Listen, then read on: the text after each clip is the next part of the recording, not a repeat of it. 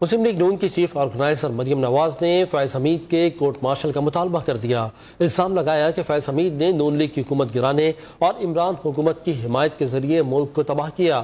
وزیر داخلہ رانا ثناء اللہ نے دعویٰ کیا کہ فیض حمید کے خلاف انکوائری شروع ہو گئی، کورٹ مارشل کا فیصلہ ان کا ادارہ کرے گا۔ پاکستان مسلم لیگ نون کی رہنما مریم نواز نے فیض حمید کے کورٹ مارشل کا مطالبہ کر دیا۔ ایک انٹرویو میں انہوں نے ان پر نون لیگ کی حکومت گرانے اور عمران خان کی حکومت کی حمایت کے ذریعے ملک تباہ کرنے کا الزام عائد کیا۔ دوسری طرف وزیر داخلہ رانا ثناء اللہ نے واضح کیا کہ فیض حمید کے خلاف انکوائری شروع ہو گئی ہے، کورٹ مارشل کا فیصلہ ان کا ادارہ کرے گا۔ کورٹ مارشل جو ہے وہ وزارت داخلہ نہیں کرتی، وہ جو ہے وہ ادارہ ہی کرتا ہے، جی ایچ کیو ہی کرتا ہے۔ دیکھیں اس کے اوپر ایک انکوائری، ایک تحقیق ہو رہی ہے، ابھی اس پہ بات کرنا قبل از وقت ہوگا۔